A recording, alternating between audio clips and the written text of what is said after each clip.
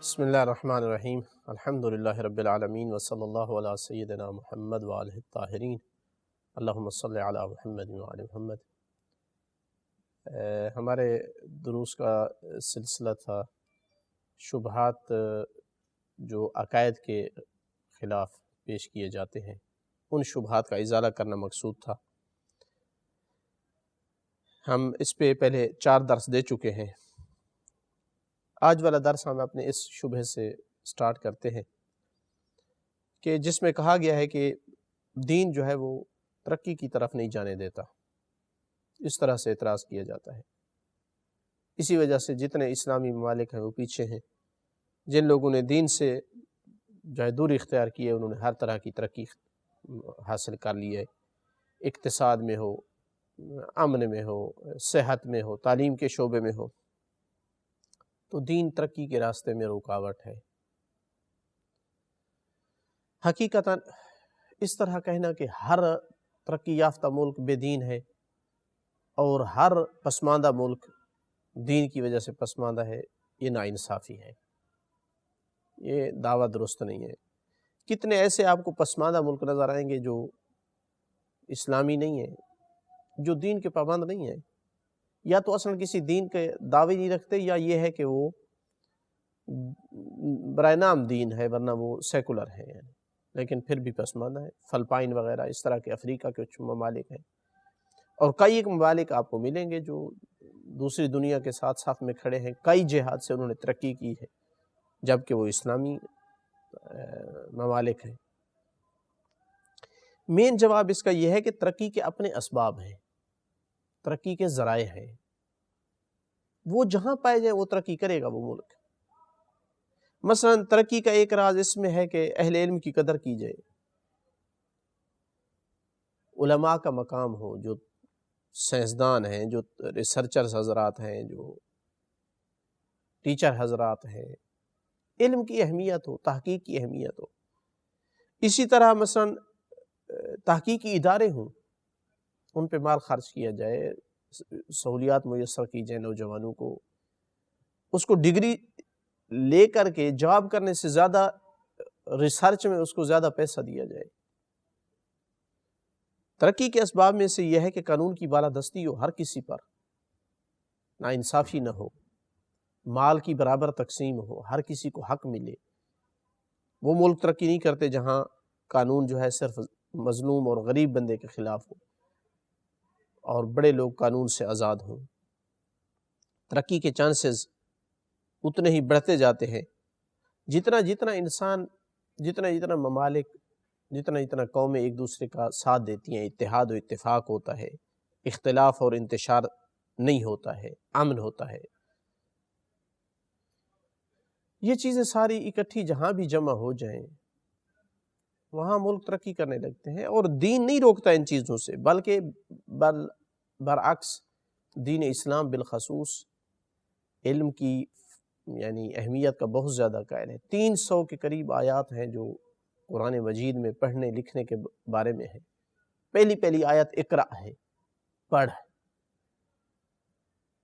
تو اسی طرح مثلا قانون کی مساوی جو ہے بالادستی سب پر، دین اس کی طرف دعوت دیتا ہے۔ تحقیق و علم، علماء کی قدردانی سکھاتا ہے دین۔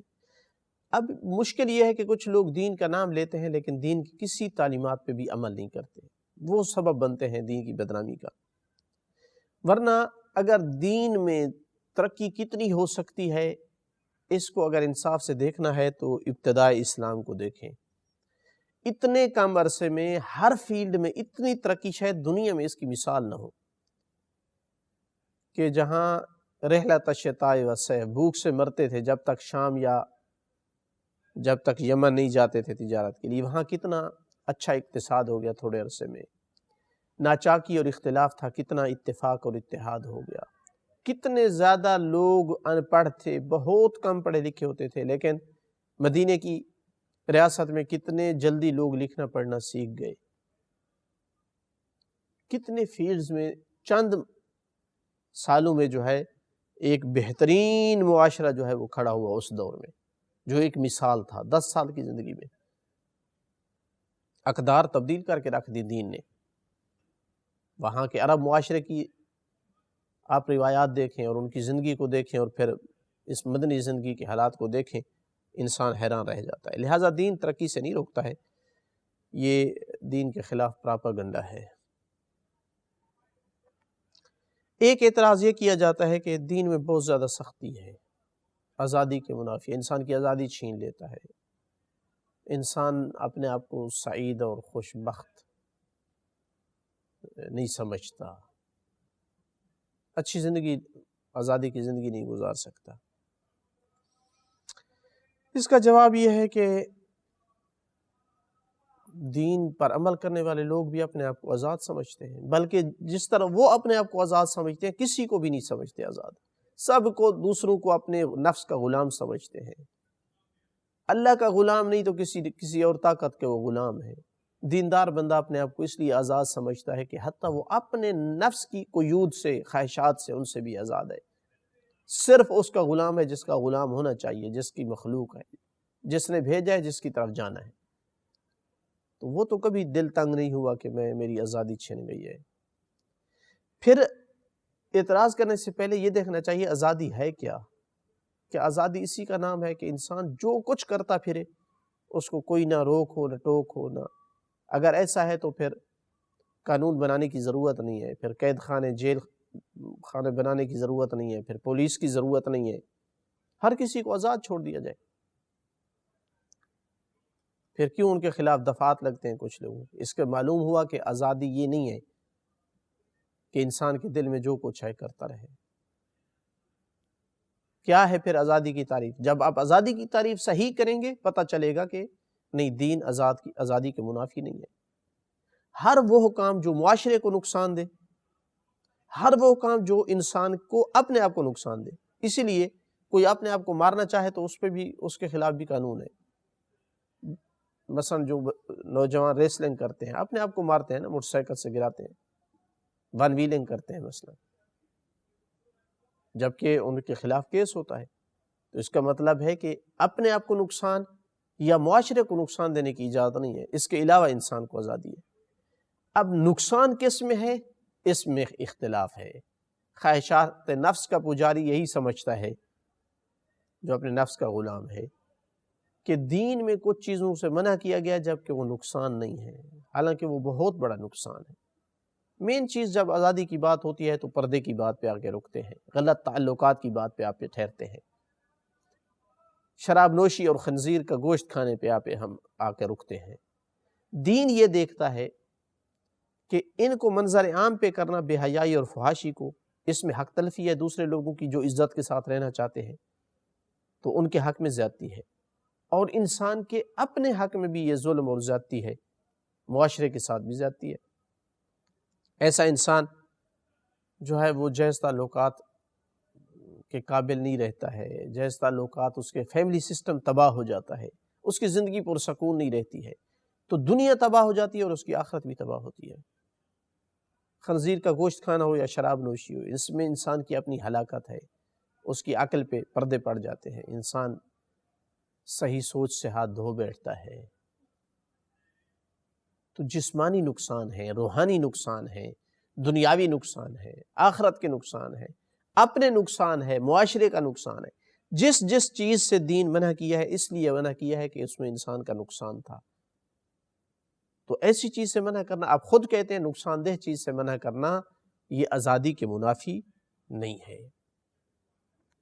تو لہٰذا دین جو ہے آزادی کے منافی نہیں۔ ہاں، جن چیزوں سے دین نے روکا ہے وہ بھی تب ہی دین روکتا ہے جب آپ منظر عام پہ آ کے کرتے ہیں، سزا تب ملتی ہے۔ اگر آپ کوئی تنہائی میں کرتا ہے تو گناہ کر رہا ہے، لیکن دین یا مثلا اسلامی حکومت یا اس کو کچھ نہیں کہے گی، کسی کو پتہ ہی نہیں ہے کر رہا ہے۔ تو معلوم ہوا کہ آپ پر سختی تب ہوگی زیادہ اور آپ کو سزا ملے گی جب آپ یعنی منظر عام پہ آ کے کریں گے، دوسرے معاشرے کو بھی خراب کرنے کی کوشش کریں گے، ان کو بھی غلط لائن دینے کی کوشش کریں گے، تو اس میں حق تلفی ہے معاشرے کی۔ اس لیے دین جو ہے وہ ایسی چیزوں سے روکتا ہے۔ مالی واجبات اگر دین نے نافذ کی ہیں آپ پر، زکوٰۃ ہے یا مثلا خمس ہے، یا تو وہ بھی معاشرے کے فائدے کے لیے، اس کا بھی فائدہ معاشرے کو بھی پہنچے گا، آپ کو بھی فائدہ پہنچے گا، ورنہ آپ کو نقصانات ہوں گے۔ اگر مالدار عیاشی زندگی گزارتا ہے، عیاشی کی، اور غریب جو ہے وہ تنگی کی زندگی گزارتا ہے، تو اس کے خلاف حسد کی آگ لگتی ہے اس کے دل میں، پھر وہ انتقام لینے کی کوشش کرتا ہے، نقصان پہنچانے کی کوشش کرتا ہے، چوری ڈاکے کی کوشش کرتا ہے۔ لیکن اگر آپ بانٹ کر کھائیں گے، کچھ حصہ فقراء کو بھی دیں گے، محبتیں بڑھیں گی، امن بڑھے گا، وہ آپ کا شکریہ ادا کریں گے، آپ کی مدد کریں گے وہ غریب لوگ۔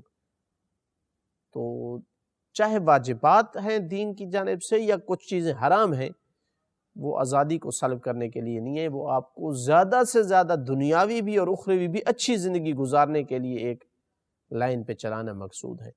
اسی وجہ سے دین پر عمل کرنے والے آدمی کبھی بھی محسوس نہیں کرتے کہ ان کی زندگی تنگ ہو چکی ہے۔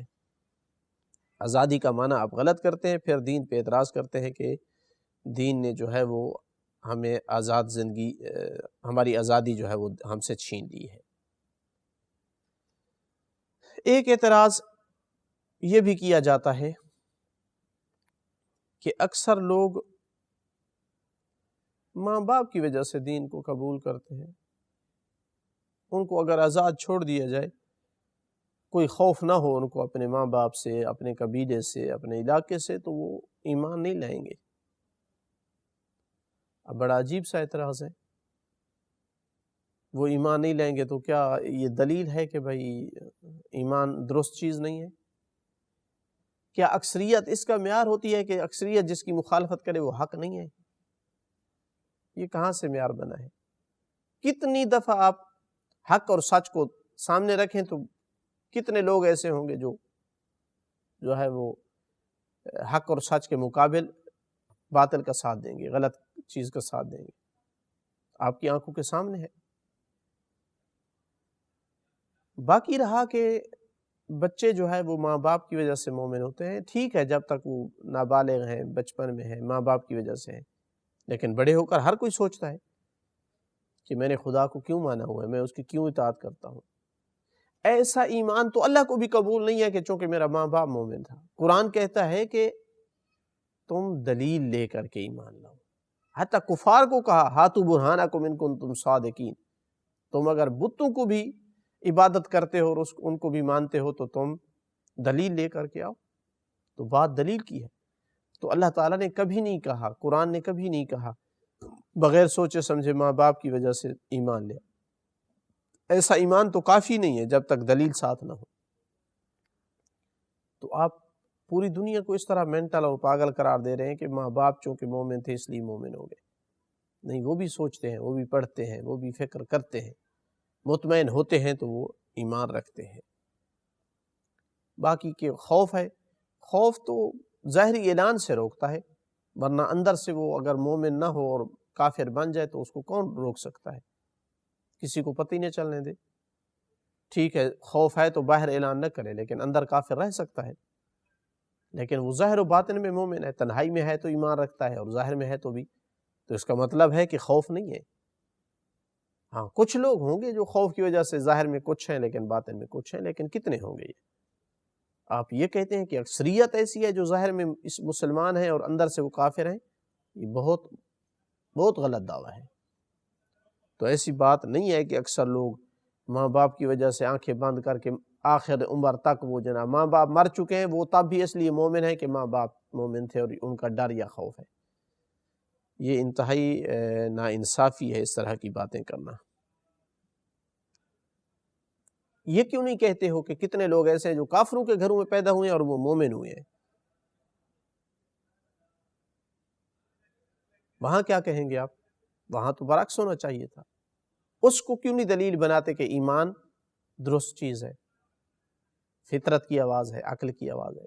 کتنے ہیں جو کافروں کے گھروں میں پیدا ہوئے لیکن مومن بنے؟ بلکہ میں ایک ریسرچ پڑھ رہا تھا،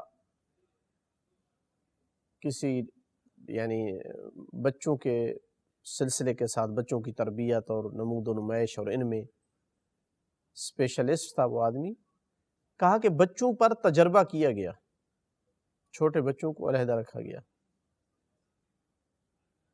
تو ان کو مومن پایا گیا۔ اس سے معلوم ہوا کہ ماں باپ سے علیحدہ بھی ہوں تو ان کی فطرت میں ایمان ہے، یعنی وہ عقیدہ رکھتے تھے، وہ بچے عقیدہ رکھتے تھے کہ ہمارا کوئی خالق ہے، ایک غیبی طاقت پر ایمان رکھتے تھے، کسی نے نہیں سکھایا۔ تو وہ کہتے ہیں کہ برعکس ہے مسئلہ، یعنی جو ایک غیبی طاقت خالق کائنات کا انکار کرتا ہے یہ ہٹ کے کرتا ہے اپنی فطرت سے، یہ کوئی اس کو سکھاتا ہے، کوئی اس کی رہنمائی کرتا ہے، ورنہ انسان کو اپنے نفس پہ اپنے آپ پہ چھوڑ دیا جائے تو وہ ایک موحد اور مومن ہوگا۔ ممکن ہے انبیاء کی رہنمائی نہ ہو تو وہ کچھ چیزوں میں غلط عقیدہ بنا لے، لیکن ایک خدا کے وجود کا وہ قائل ہوگا کہ ایک طاقت ہے جو اس کائنات کو بنانے والی ہے یا خود اس کو جو ہے وہ بھیجنے والی ذات ہے۔ تو ایسا نہیں ہے کہ اکثریت جو ہے وہ صرف ماں باپ سے متاثر ہیں یا مثلا خوف کی وجہ سے ایمان لائے ہیں۔ تو یہ تھے چند ایک شبہات جو آج ہم نے اس درس میں ذکر کرنے تھے۔ انشاءاللہ کچھ شبہات مزید ہیں جو ہم اپنے اگلے دروس میں ذکر کریں گے۔ الحمدللہ رب العالمین۔